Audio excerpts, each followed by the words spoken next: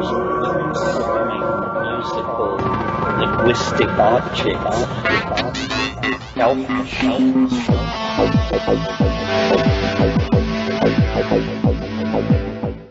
Greetings from Cyberdelic Space. This is Lorenzo, and I'm your host here in the Psychedelic Salon. And like you, I'm anxious to hear the last hour of Terence McKenna's 1992 workshop that he titled Hermeticism and Alchemy, and I think it took place somewhere in New York City.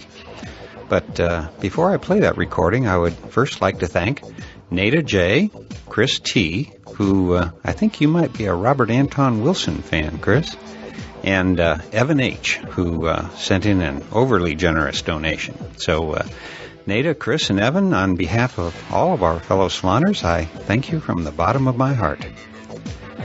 And now back to the Bard McKenna. When we left off, Terence, way back in 1992, had just given a pretty good description of today's cell phone as he was comparing a future multi-use computer to the legendary Philosopher's Stone. And by the way, if you haven't heard the first 3 parts of this workshop already, it may be worth your time to do that just now before we listen to the conclusion of what was billed as a workshop on Hermeticism and Alchemy, but which has actually covered a lot of additional ground as well. And so now, what do you think the next topic was that Terence would be asked to cover after his computer as Philosopher's Stone? Well, if you guessed that it would be a rap about Isaac Newton, you'd be right. And so let's begin.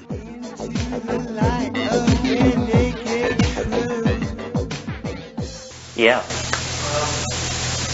Sort of what you're saying now, it's interesting when you're talking about Dee and his adherence to the magical condition. Mm-hmm. Could you say maybe just a little something about Newton? Expression of this occult text? Yes, well, Newton is an interesting figure because, Newton is the great father of modern science, and he was the one who figured out that you could use the calculus, that the calculus was, not only figured it out, developed it, that the calculus was a tool for solving a kind of multivariable problem that up until the invention of the calculus, nobody had a clue. And modern science runs almost entirely on the calculus and the various techniques that have been derived out of it, like partial differential equations and that kind of thing. But you're right, Newton himself was a man with a foot in 2 worlds. He was a thoroughgoing occultist. His alchemical experiments and notebooks were voluminous. And yet he was the founder of one of the founding members of the Royal Society. And the Royal Society was really the first think tank. It was a very modern institution. And so in the character of Newton, we see the magical mentality and the modern mentality welded into one individual. There are other cases like this. Off and on over my lifetime, I'm working on a play about Michael Meyer, who was a great alchemist. And it's a complicated story, but I'll just give you a little bit of it. Anyway, Michael Meyer was the greatest alchemist of his age, and he was implicated in the Rosicrucian Enlightenment and so forth and so on. And there were a group of people around Frederick the Elector Palatine of Bohemia who wanted to establish a Protestant alchemical kingdom in Europe in the early 17th century, around 1619. And Meyer was part of this group. Well, they contrived to get this guy, Frederick the Elector Palatine of Bohemia, named emperor, because at that time the princes of the Hanseatic League chose the emperor. And they were actually able to do this. But then when word got back to the Habsburgs in Spain, they raised an army and destroyed this alchemical revolution. If you're interested, read Francis Yates' book, The Rosicrucian Enlightenment. But anyway, this Habsburg army, which laid siege to Prague in the summer of 1619 and then destroyed this alchemical possibility, there was in that army a 21-year-old soldier who was basically soldiering and wenching his way across Europe, which was something gentlemen did in those days. And his name was René Descartes. And after the fall of Prague, I can't remember the exact date, but I think it was in early August of 1619, this Habsburg army was retreating across southern Germany, returning to Spain, and they pitched their tents at Ulm in southern Germany, which, strangely enough, keep your eye on those coincidences, folks, would be the birthplace of Einstein some centuries later. But anyway, they pitched their tents at Ulm, and Descartes, who was not the mature philosopher of science that we know, but just some punk mercenary, getting his first taste of life, that night he had a dream. And in the dream, an angel appeared to him. And the angel said, "The conquest of nature is to be achieved through measurement and number." And Descartes awoke from this dream, and he founded scientific materialism. He founded modern science based on the revelation of an angel. That's the point. Science was founded by an angel. It's no different from Mormonism, for crying out loud. And they posture and preen about the glory of the rational intellect and all this malarkey. It's malarkey. If Descartes had not been given the clue by this angelic visitor, probably modern science would have been delayed for another century or so. Well, they don't talk about that. They don't even want to hear about it. And there are many instances in the history of science where these kinds of things have gone on. The overarching theme here, the thing which serves to connect all this together, I think, is we've been talking today about alchemy and Hermeticism, which is a fairly dry, it's an episode in Western history, a proto-scientific movement. And yesterday we were talking about how time is moving inevitably toward the production of some kind of transcendent object, or the coming into awareness of a kind of transcendent object. Well, the connection between these two notions is the idea that history itself is a kind of alchemical process. You see, the idea that lies behind alchemy is that the alchemist can somehow step in as nature's helper and cause natural processes to occur very quickly. Because the belief in medieval Europe concerning, for instance, precious metals and stuff like that was that these things actually grew in the earth. And in a sense, they do. I mean, they accrete very, very slowly over time. So the idea that lies behind alchemy is the idea that if you could speed time up, then the processes which require millions of years in the earth could perhaps be achieved in years or months if you knew how to speed up time. Well, the goal of alchemy was the production of the philosopher's stone, this transcendental material, the universal panacea. What I've been saying here in all these lectures is that the goal of human history is the same thing. Therefore, Human history is an alchemical process of some sort. Human history is the story of the descent of spirit into matter, or the ascent of matter into the domain of spirit. It's something like that.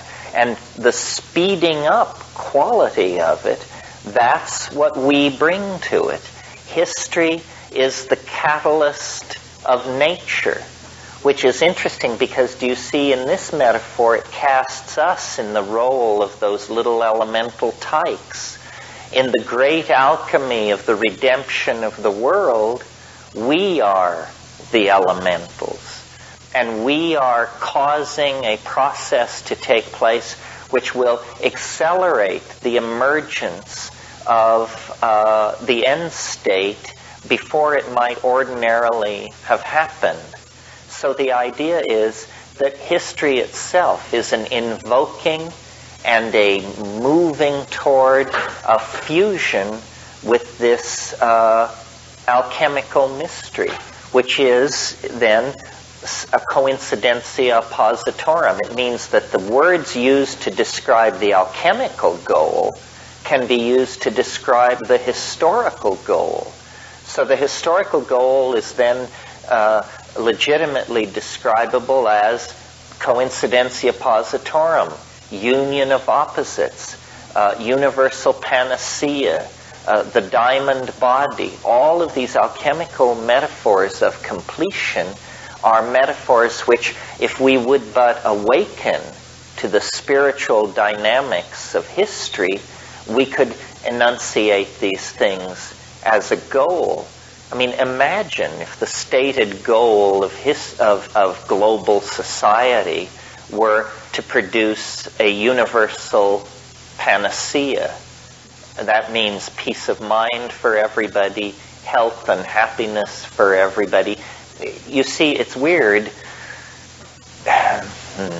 Millenarian or eschatological thinking has remained with us, even though ideological styles have changed.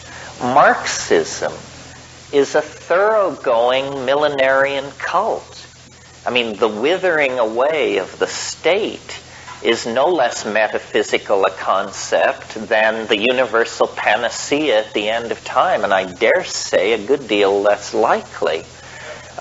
So we may have, transcended Christian eschatological dreams, but we still are infected with utopian aspirations, and secular utopianism has never been more strong. It's just that it's now couched basically in the terms of Christian Democrats or something like that.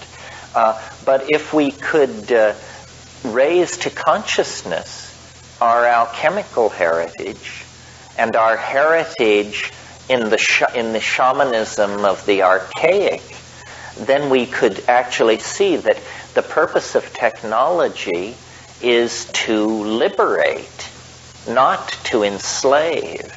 And somehow we've lost the thread. Technology is not being used to liberate. It's being used to enslave. Asking the mushroom, how to save the world, and having it say every woman should have only one natural child, because this would immediately create a collapsing demographic.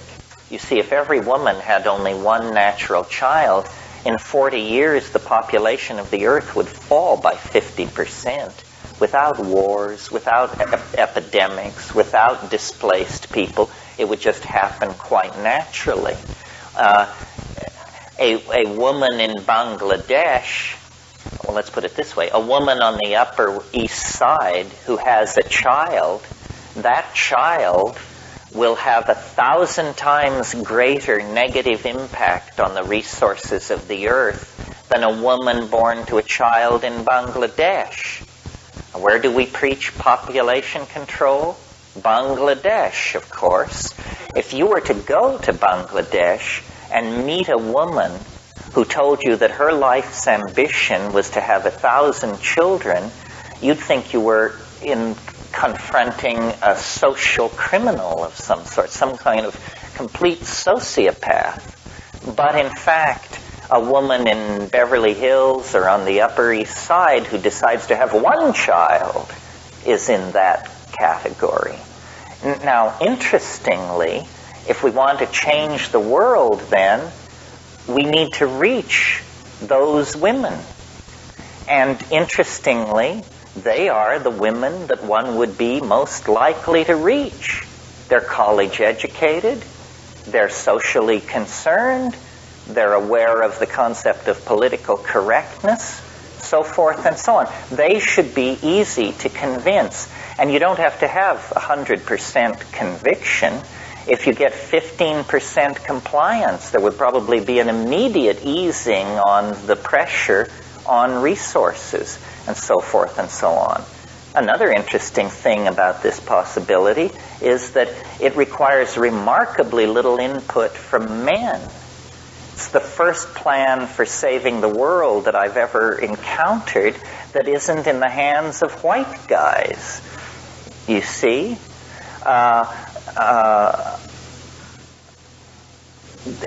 Now, people object to this by saying that you don't understand. Numbers are power. A political power base is defined by numbers. But this can't be true. If that were true, China would be the most powerful nation in the world, with India second. So that isn't it. I'm in awe of the mushroom's cleverness, because what this suggestion seems to imply is that we can serve ourselves and serve humanity without any kind of conflict. Because one could go to this hypothetical woman on the Upper East Side and say, how would you like to have a vastly expanded disposable income and a tremendously larger amount of leisure time and authentic status as a political hero at the forefront of the battle to save the planet? For crying out loud.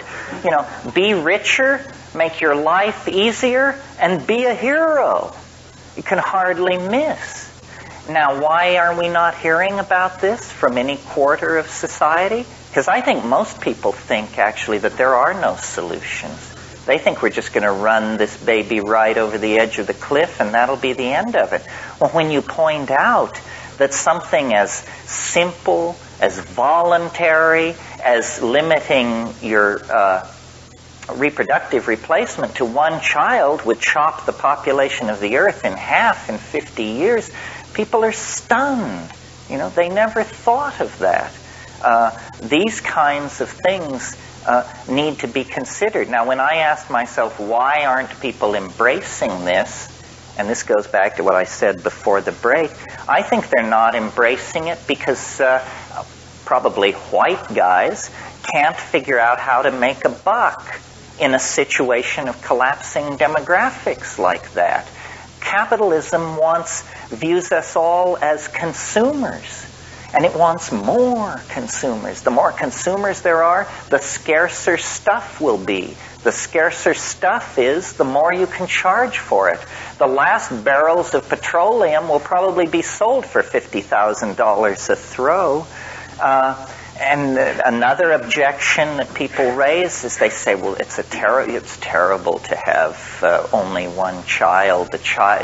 Children need other children. Well, do you know what the present accommodation is? Most people have 2 children. Did you know that no society on earth has ever idealized the having of 2 children? It's a totally synthetic, artificial idea put in place by the Industrial Revolution so that for the convenience of the managers of the industrial state. Having 2 children, I have 2 children, it's a terrible idea. Do you know what happens if you have 2 children? They fight like cats and dogs. Do you know how many children the average family had in 1800? 10. So to think that by having 2 children you have somehow participated in a natural ages-old family structure is just a bunch of malarkey. It's absolutely untrue. Well, if it's absolutely untrue, then let's go to one and save the earth. This is for those of you who don't think that the message of just sit back and watch it happen has any efficacy. Well, then if you really want to do something, no political act you would ever commit yourself to would have the positive consequences for suffering humanity that deciding to limit your reproductive ability would have. Yeah. Yeah, also, it seems though that people that I know were very, very bright, don't have kids, while there's a lot of very, very stupid people who should be trained well, have tons of kids. I'm just wondering about the sense of... Well, now this sounds like a plea for eugenics. Is it a plea for eugenics? Well, Anyway, there's a logical error in your argument, which is that you think that smart people have smart children. Genetically speaking, this is not necessarily true. I mean, there's a gene reshuffling that happens. Often smart people attain their smartness through a kind of accumulation of recessive genes, and the next generation will be peculiar in that family. You don't want it, you can run it off the edge. The thing I like about this suggestion from the mushroom is that it's non-coercive. We can think of many plans to save the world if they would just give us absolute power to order everybody around. But here's a plan where men really recede into the background. Now, women have always, within the context of modern feminism, have lamented their powerlessness to do anything about the male-dominated world. Here's something that they could do that would place them at the cutting edge of the reshaping of planetary civilization. And they don't have to get permission from anybody. So, what about it? It's there to be done, yeah. I wouldn't necessarily understand genetics because that is tainted by scientific and racist background. But before we're talking about the possibility of genetic factors involved in a shamanic predisposition. And while if that proposal was coming from, say, new kids on the block, I'd be very pleased with it. Coming to a McKenna audience, I don't know if this is the place to convince people to extinguish their lines or whatever. Oh, you mean you think it's very important that we all breed as much as possible so that our superior types will invade society? It's impossible to trust out breeding just because of the mathematics of it. But those who can access the shamanic states, those who can communicate with the mind of Gaia, if anything is going to save the planet, I mean, it's going to come from this reservoir creativity. Well, when I said that there were certain genetic lines with a predisposition for shamanism, I didn't mean that some people can get high and some can't. I just mean some people are a cheap date and some people aren't. I really would resist the idea that only some people can access these things. I think the great power of psychedelics is that they're democratic. Tim Leary used to say, when in doubt, double the dose. And that'll eradicate any of these genetic predisposition arguments in a hurry.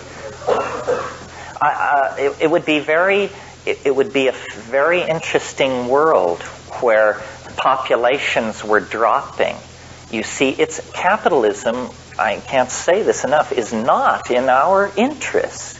I mean, suppose we were to start, women were to start only having one natural child.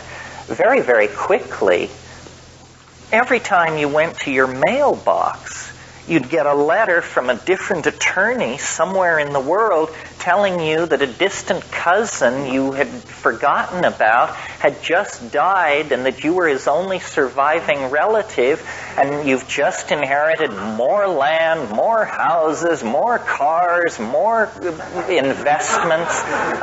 Because if you chop the population of the world in half, you don't have to be Einstein to see that everybody generally is going to have twice as much disposable stuff. Here.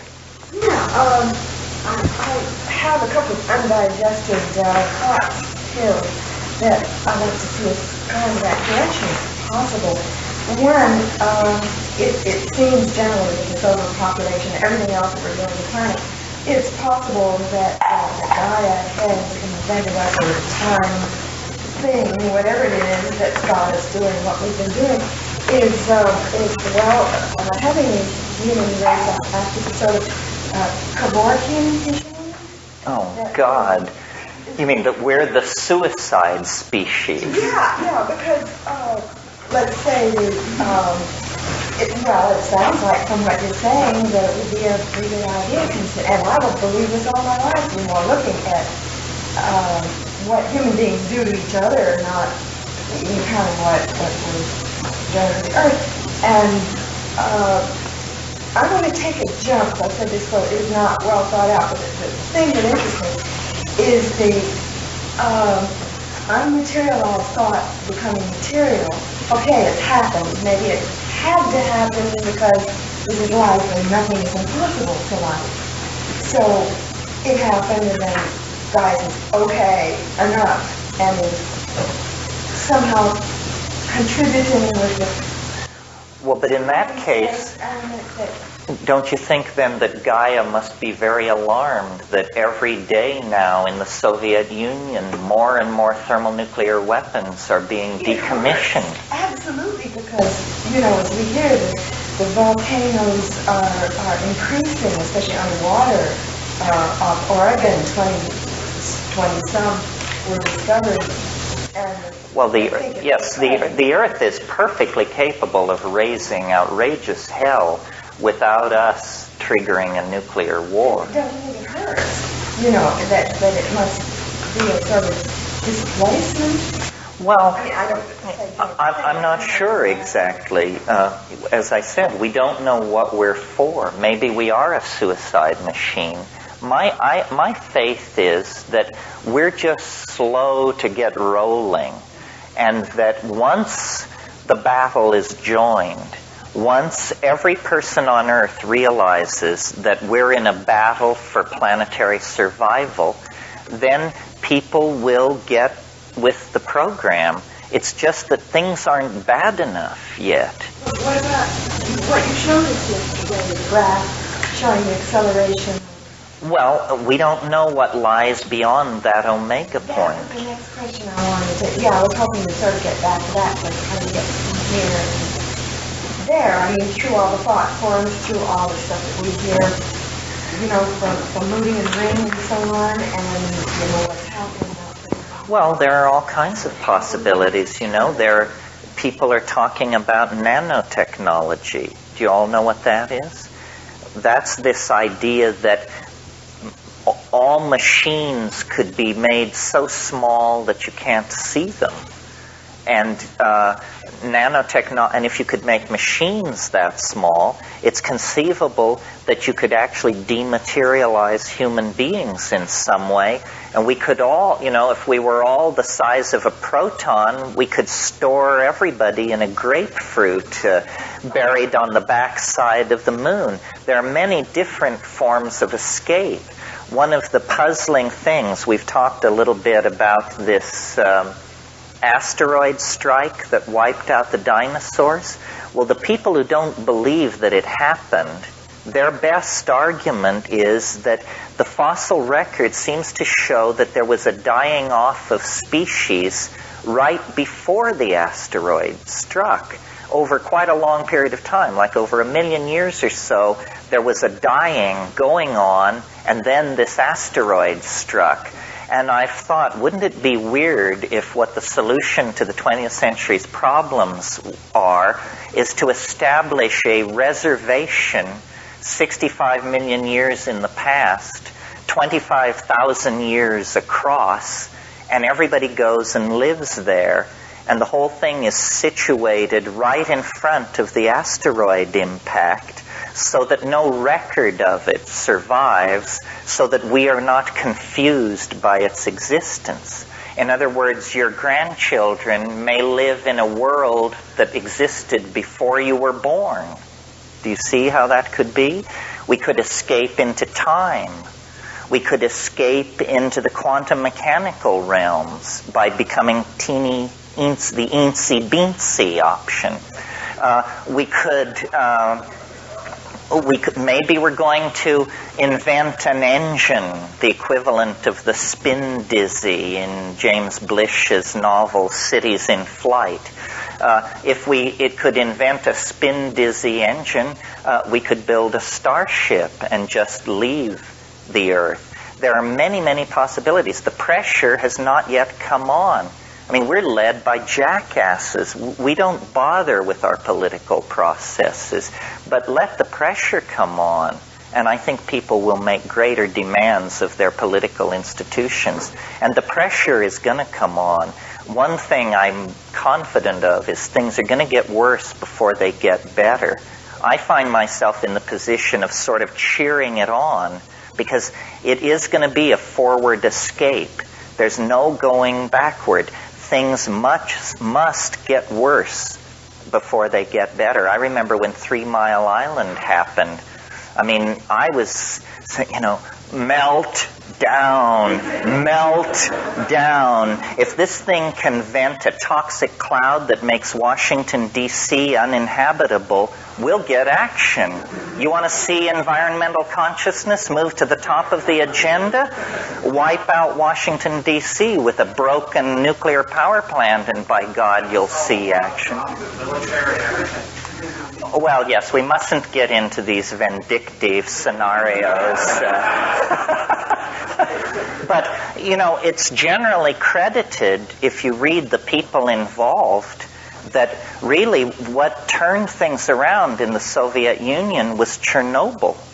It really was. In the minds of the leadership and the war-fighting plans, and they said, for crying out loud, this thing wasn't even a bomb. It was just a power plant, and 11 days after it partially screwed up, we're able to measure increased radiation levels over Auckland, New Zealand.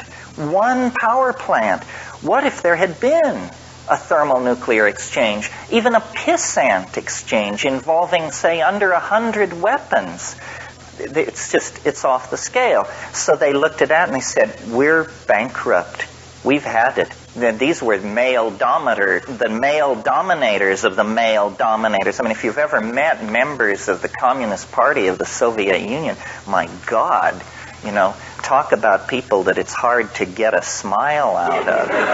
So, what we have to do is stop looking for leadership from the top, because the least among us make their way into those positions of power. I mean, you can see that now. Those guys are not fit to throw guts down to a bear, any of them. And so, what we have to do is knock off this fantasy of being citizens inside a democratic state. I mean, what we are the propagandized masses inside a fascist dictatorship. And what people have to do is begin to form affinity groups, get their own shit together, get their own goals defined, and then move out into it and do it. It's not going to come from, the policy council of the Republican or Democratic Party. That's just silly to think that. A lot of our projections or solutions seem to come from what we think now, what our situation is now. Predicated on you wouldn't think. It's almost like you have to take yourself out of the situation and see more of the dynamics.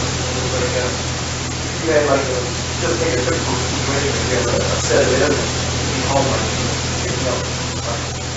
stacking up on weapons so that you could take this person out, because that's really violent.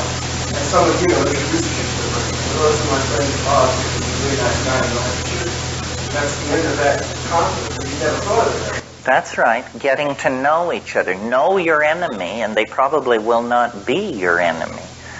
We have a very weird political agenda. I mean, for instance, I don't want to get into an air-clawing rave about this, but I feel as a person who was raised Catholic that I have a certain license to criticize my own subgroup.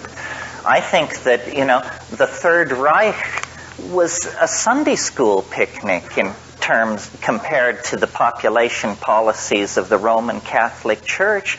They will shove millions of people per year into poverty, disease, and death in the pursuit of a theological doctrine that nobody understands the sense of. In a civilized political environment, those people would be placed under immediate arrest, just like we did the leadership of the Nazis. I do not understand how you can call yourself pro-life when the policies that you espouse mean planetary death. That's the program of the pro-life position. More starvation, more agony, more wars, more destroyed land, more toxic output in the name of being pro-life? What have words come to mean? I mean, it's really bizarre. And we, even us in this room, the thing that was so great about the 60s and that is so frustrating about the 90s is people do not get pissed off. I mean, I can tell you this and you can nod in agreement, but, at some point the thing becomes so odious, so clearly intellectually bankrupt, so clearly toxic to any kind of human values that any of us can relate to, that you just have to put yourself on the line. And I don't know when that moment will come. It's not for me to say. I guess a switch will be turned in the unconscious. But there's enough evidence of outrage and muddle-headedness and outright evil around that sooner or later we're going to have to confront it. Otherwise, this is a sinking submarine. And there is no way out unless people who really understand the gravity of the situation and the stakes make their voices heard. If we leave it up to the institutions that have been put in place over the last 500 years, these are anti-human institutions. These institutions hate the human race, hate ordinary people. And until we wake up to this, we're going to be their victims. We're the marks. Well, how do you like being a mark? You can just take so much of that, and then you just finally have to stand up and say enough, And, JP. Demographically, Japan comes close to what you talk about. They talk about a quiet revolution among Japanese women. But universally, the whole society views it as a disaster that the demographic rate of increase is so low. And no one comes out and actually says this might be a good thing. It's viewed as a catastrophe. The Japanese women are having so few children. It's interesting. I'll bet, though, that there are sectors in Japanese society that carry a small smile around on their face because they know then that while the rest of the world sinks into food riots, epidemics, and propaganda, that they will probably be able to ride it through. The genius of the Japanese is that they have been living in an environment requiring careful resource management for centuries. They're masters of two things: resource management and long-term planning. We don't understand either. Our attitude is chop it down, move on, see what tomorrow brings. Well, there's a yawning grave waiting for people with those attitudes, yeah. In your book, you offered some potential solutions for the growth problem. There's another problem that's captivated public attention, and that's education. and implicitly you seem to be an example of the opposite of what this culture cultivates with its education. I mean, here, oratory is alive and well, and awareness of history is alive and well. And I'm wondering, how did you choose to educate your own children, and how have your experiences, what do they point you towards as far as the type of educational reform that this society needs? Well, you're right. Education is the key. And, it's just my opinion on this, but history is, to not know your history is to be amnesic.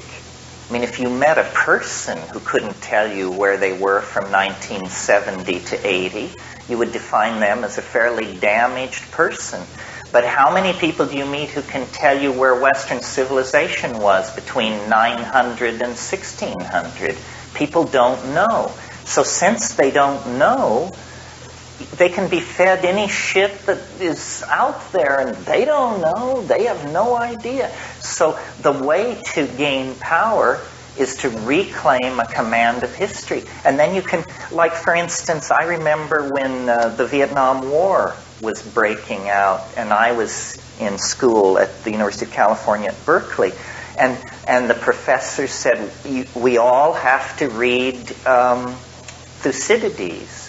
We all have to read about the war against Sparta, not Sparta, the war against Syracuse, which was in Sicily, and how it destroyed Greek democracy, and how it allowed the ascendancy of the dictatorship of the 30. And why did this happen? Because the Athenian citizenry could not understand the war aims, because the Athenian leadership didn't understand clearly what the war aims were. All the mistakes of the Vietnam War were repeated or occurred in this war, which was fought well before the year zero. But you tell most people to read Thucydides, and they just give you a strange look. Well, it's not because we want to be obscurantists or we want to carry on conversations like Cambridge intellectuals. It's because we want to know what to do with the future. And the first thing you do with the future is you don't make the stupid mistakes that were made in the past. Like this New Age thing amazes me. I mean, there are people who call themselves spiritual thinkers who think that the spiritual quest began with Madame Blavatsky, for crying out loud.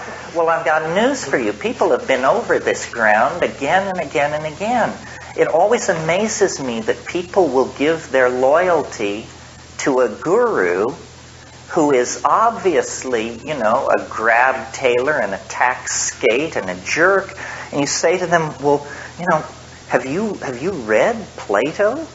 Or have you studied Nagarjuna? Do you know what Moses Maimonides has to say about this? And say, why do you follow this guy? He probably hasn't even read these people.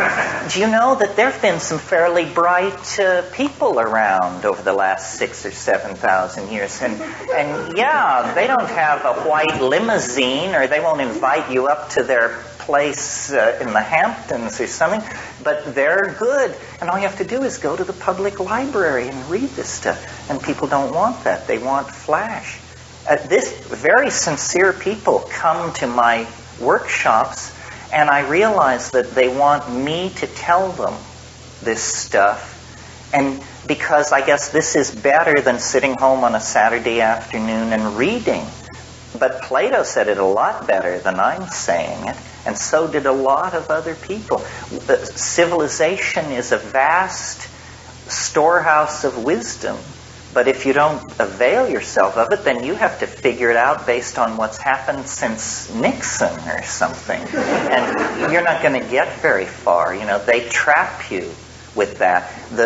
I don't want to rave about this, but what I saw happen to my own university, I think that a conscious decision was made by the American establishment at the close of the 1960s.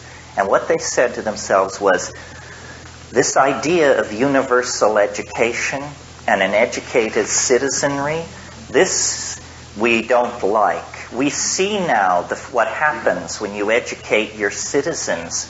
They figure out the game, and they come to you with their plans for reform and how to make it better. So I was like among, at least at the University of California, I was among the last people to go through that university where the goal was to inform you about the nature of the enterprise called Western civilization. And after that, what they got into was this MBA, data entry, all this stuff. The universities became trade schools. And what they give you is video games. You know, they give you TV, video games, and they give you a skill. And you say, well, now you're a level 3 data enterer, and we're gonna give you $35,000 a year, and please shut up about it. That's it. You've been brought inside, but we're not interested in your opinions. We're giving you a life. We're giving you a trade, and we'll be giving you some orders downstream, and by God, you better snap to when the moment comes. This has nothing to do with democracy. This is fascism, is what it is. It's intending to sensate, just like what you said. How much you earn is how much you can learn. It's the same as everything is commoditized. Everything is, they assume that you, and you know, people these days want to be secure. I don't really understand that. It's great. You need a certain critical mass to give that up. It's great when you and all your friends agree that you don't care whether you starve or not because you're going to have so much fun doing it. But it's hard to reach that place by yourself because it's not very much fun. But, you know, it's there is a problem in that we are manipulated and we are not empowered, and those who are empowered, it wouldn't be so bad if they had a plan, but their plan is, you know, another house, another Mercedes, a deeper swimming pool. This is no plan. And so it's up to the creativity of ordinary people, and the strongest weapon to support and augment the creativity of ordinary people is the psychedelic experience, because it allows you to put information together in new and exciting ways. And this is to be then the basis of a new political order. It has to be. And if we don't react, then you know, the mushroom said to me once, it said, if you don't have a plan, you become part of somebody else's plan. Because there are only planners and plannees, you know. So what do you want to do? You want to be part of somebody else's plan or get your own agenda together? Yeah. How would you bring psychedelic experience to the university or any education? Well, you stop lying about it for openers. I mean, I deal with this with my children, you know. I mean, we live in an area where half the population grows dope, and once a month they have anti-drug day at school, and it's just the level of cultural schizophrenia is just awesome, you know. So I just tell my kids the truth. And I say, here's what it is. There are good drugs and bad drugs, but mostly it's the monkey doing the drugs. And, you know, inform yourself. Ask me. If you don't believe me, you know all these other people, shrinks, chemists. Avail yourself. And I'm very pleased with how my kids are turning out. I mean, other people may look upon them with horror. I mean, because they don't take a lot of crap from anybody, but they are of good heart, and they trust themselves. Yeah. So taking drugs in group sessions, or was they doing it while reading certain material? Well, no. The thing to do with the drugs on that level is let's unshackle psychotherapy and stop having it be this playpen game and actually get it into play. Psychotherapists are an incipient shaman class. I mean, obviously they aren't all, but that's the place to start. People who want to help people who have a portion of a medical education, and people who are interested in the dynamics of the mind. If we all came up through a series of initiations where, you were exposed first to this and then to that and then led on, and always educated going in and always debriefed coming out, then these things there would be no problem. We're just so weird about human nature. I mean, the sex thing has just been even mildly dealt with in the last 50 years, and we forget. People I don't know. I mean, it's just weird. People barely knew where children came from until the 20th century. I mean, sex was very, very chancy and iffy and occasional. And you read the biographies of the people who created Western civilization, and they're mostly weirdos of some sort because they were bent by the sexual mores of the world they were living in. We have to, the problem which haunted Marxism and which destroyed it ultimately was that they had the wrong version of what a human being is. They used to talk about what was called Marxist man.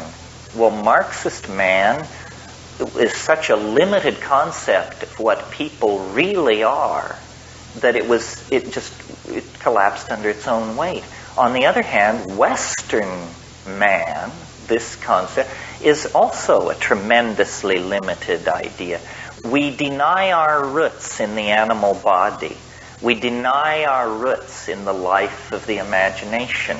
Terrified of sex, you have to do it in one position, and it has to be a guy and a woman, and it has to be within the confines of marriage and all this stuff. This is what was happening until very recently, and still goes on, believe me, with enormous vehemence in a lot of places. And now drugs. I mean, drugs clearly are about human nature, and the model of human nature which this society has deified makes it a pathological act, a sin and a crime to alter your own consciousness. This doesn't make any sense. We are at war with ourselves, and we're losing. Why then not call psychedelic drugs? I mean, if you're saying that good drugs and bad drugs, why don't you still call something calling it good drug and drug rather than subjecting that term? Well, because I think the word drug has been pretty thoroughly corrupted by the dominator. The way you corrupt a word is you define it so broadly that it means nothing. And, drug, we're talking about everything from DMT through heroin and on to penicillin and aspirin. These are all drugs.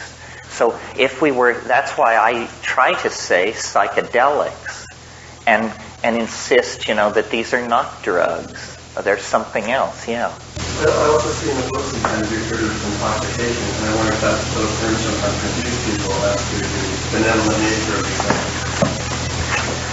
Yeah, you may be right. I've been in this business so long that the word intoxication doesn't have that connotation for me, but one can never be too careful about the words one uses because they become realities. I'm not entirely happy with that book. I mean, and of course, once you write a book, then people come to you not only with criticisms, but with suggestions, and you see how it could have been a much, much better book. But on the other hand, it was right for that moment, or it was as right as I could make it for that moment. Yeah. Did you want to? Nope. Anybody? Yeah, back here. It seems like the only right to be used and not coming up against society, trying to get back into it after these positive healing experiences. Taking GOEs, taking SATs, pulling my hair back, wearing the suit. Society is not allowing me to come in and make a change. So how can I do it from without? Or do you suggest that I do go from my previous in? So someday, 20 years, I know it's real, it's expressed what I know now. And that's a really hard time with the old generation, when people in their 20s come back in and express what real expresses here. Well, there's real youth phobia. Youth is regarded as subversive. It's almost regarded as a standing army within society that belongs to a foreign power. The generational gap is not driven by the young, it's driven by the old who are nervous about giving up power. I mean, their attitude is, we can't trust you with the keys to the car. But the problem is, they're driving the car over the cliff at 200 miles an hour. So I don't really have an answer for this. I mean, I feel very, very fortunate in that I have very rarely and only for brief periods of time ever had to take orders from anybody. Now, in order to achieve that, I had to do a number of things that prudence dictates I not even mention here. But you have to be very suspicious. You have to keep clear. They're always trying to get you down into the hole that they're in, And, yeah. The belief that we're actually in something. Everybody says, well, how do we function in society? Well, the fact that we're actually in society is a kind of I'm saying it's a construct. It's not really it's not a natural reality. Right, it's a myth. It's a myth. And all the things that go on, it's really just a collection of tales, functions, and rules. Which if you try to get 10 people to define in a room, if you have to get somebody down there in text, you wouldn't be able to get like a consistent explanation. But the idea is that the thing you're talking about getting yourself out of is not the society, it's the economic continuum. So now I don't have to answer to my boss, or I don't have to answer to my landlord, which means I don't have to answer to my boss, or I don't have to answer. It's like a chain of command. It's something like a bunch of people would drop out if you eliminated that one thing. The economic, obviously, so you're set up for somebody else's economics. Instead of just being a police service, you just jump in the dog's scratch. The other thing is, we always talk about the future and the past. But if you will analyze it for a moment, there are many pasts. I mean, very few of us were probably in the same place last night. But we're all here now. So that means that many pasts lead into this nexus of the present. And 3 weeks from now, very few of us will be together. I mean, some who came as couples, if they're lucky, will still be together. But so there are many futures and there are many pasts. And the thing to do is to realize that you're not being borne along on the current of some kind of inevitable thing where you're embedded in it like a raisin in bread. You're able to steer. You're able to steer away from things that are bringing you down, and you're able to make alliances and relationships with things which support you. It's all about personal empowerment. And personal empowerment means deconditioning yourself from the values and the programs of the society and putting your own values and programs in place. As long as you define yourself as a citizen, as long as you wait to be informed by NPR as to what the real nature of the world is, you're not going, and I listen to NPR, I'm not, they're the best of the lot, because the rest is such garbage you can't even get near it. But nevertheless, I notice on NPR an enormous amount of whining. What you have to do is realize that you are what I call, or that the thing to shoot for is what I call extra environmentalism. You know how people sometimes say, I feel like a person from outer space? That doesn't sound like such a bad way to feel. That means that you see what's going down. You see the game that's being run, and you don't buy in. They can't buy you with a Mercedes or business trips to Paris or something like that. You're smarter than that. It's a kind of controlled alienation, where you actually cultivate extra-environmentalism. The great thing about an extra-environmental is that you're at home everywhere. Every place is your home. And therefore you are always comfortable. And you don't have to be with people of your class or your color or your earning capacity to feel all right. I think I said this at one point, but my namesake is the Roman poet Terence. And he wrote these really trashy little social commentary plays. But one quote of his has come down as fairly memorable. He said, "I am a human being, therefore nothing human is alien to me." You see? And that's this thing where you accept the human, you become the extra-environmental. But when you're with the Japanese, you're perfectly able to accommodate yourself to their values and styles. When you're with folks in Lawrence, Kansas, you can come up to that measure. And it's a kind of shifting, it's a magical thing. It's a shamanic thing. You're a performer. You always move through these things with a sense that this is not who I am. This is not what I am. This is merely a response to the demands of the moment.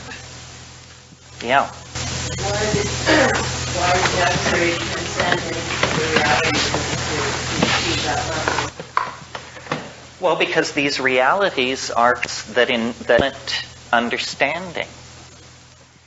Like people say, one of the things I once said to the mushroom, why me? Why are you telling me all this stuff? And without hesitation, it said, because you don't believe anything. You don't believe anything. Belief makes it impossible to believe the opposite proposition. And that means you've just truncated your freedom. No matter how noble the belief you have taken on, you have just rejected and limited your ability to believe other things. My favorite story this shows you how proud I am. My favorite story in the Gospels is the story of the Apostle Thomas, because you will recall that after the crucifixion, this is a good place to end. This is an alchemical story. After the crucifixion, Christ appeared to the apostles in the upper room in Jerusalem 40 days after. And Thomas was not there. I don't know where he was, somewhere. They'd sent him out for sandwiches or something. Anyway, he came back and they said, the Master was with us. And he said, come on, you guys. He said, you've been smoking too much Red Lab we brought in 3 weeks ago. And they said, no, the Master was with us. And he said, unless I put my hand into the wound, I will not believe it. So then time passed. And then Christ came again to the apostles. And Thomas was among them on this second get-go. And Christ walked in and kicked off his overshoes and looked around the room. And he said, Thomas, come forward. Put your hand into the wound. Which he did. Now, people have different interpretations of this story. My interpretation of it, which is what I'm with you with, is that alone among all human beings, in all of human history, only one person was ever so privileged as to be allowed to touch the resurrection body. It was Thomas the Doubter who was allowed to touch the resurrection body because he didn't believe. And so if you want to touch the resurrection body, be very careful with where you commit your belief. Keep your eyes open, stay smart, take it easy. You're listening to the Psychedelic Salon, where people are changing their lives one thought at a time. And so, if you want to touch the resurrection body, be very careful with where you commit your belief. Keep your eyes open, stay smart, take it easy. And yes, that is exactly where this recording cut off. Now, you can chalk it up to the elves or whatever you want, but nonetheless, we are left with filling in the rest of that sentence on our own. Now, I don't know how you'd do it, but for me, I still hear him ending his workshops by saying, take it easy, keep the old faith, and stay high. Now, I've got an assignment for you. Actually, you'd have to be even more of a geek than me to do this, but in truth, I'd love to know the answer to this. We've just heard about 5 hours of Terence covering an amazingly wide range of information, complete with references, and all done without the aid of notes. Now, my question is, if you go back to the beginning of this 4-part series and re-listen, all the time cataloging each topic and subtopic, I would dearly love to see an outline of the workshop just to visually take in the huge number of topics he seemed to have quite ready at his fingertips. And if you want to really geek out on this talk, I'd love to hear one of our fellow saloners tell me in very simple language just what the heck Terence meant when he was talking about time travel and said, your grandchildren may live in a world that existed before you were born. I've listened to that part 3 times now, and I still can't get a handle on it. Now, I guess it must have been well known among Terence's close associates that he'd been working on a play about the alchemist Michael Meyer, but that was the first time I heard about it myself, and unless there's a copy on his hard drive, which I understand is still in existence somewhere, well, it may have tragically been lost in the fire that destroyed the entire McKenna archive. Hopefully, some of his work in progress may still be around on that drive somewhere. Now, I know that in my last podcast or so, I said I'd give you some of my impressions from the recent Psychedelic Science Conference, but once again, I'm a little pressed for time right now, and we'll have to put that off a while longer. However, since we're just finishing this series about alchemy, I want to be sure to mention that Paul, who is the legendary alchemist behind Alchemy, that's AL-QEMI,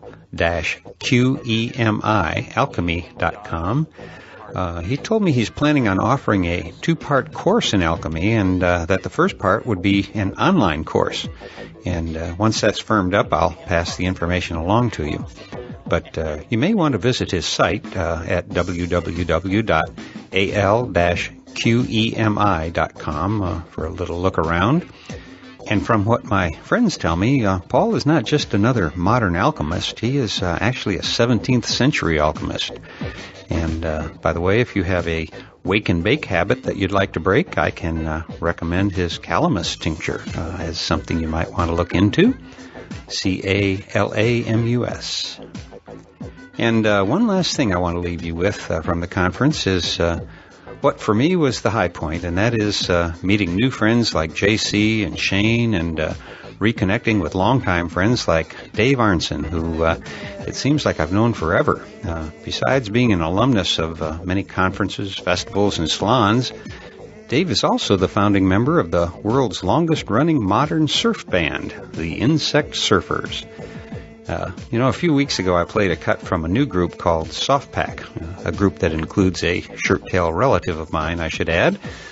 So now I thought I would sort of balance that with a well-established West Coast group featuring some extended family members and fellow saloners. So I'm going to close by playing a cut from the Insect Surfers CD that's titled Mojave Reef. And the song I picked is called Black Sea, and it features my good friend Dave playing an electric saz that he picked up in Istanbul a while back. So for now, this is Lorenzo signing off from Cyberdelic Space. Be well, my friends, and I hope you enjoy these surfadelic sounds.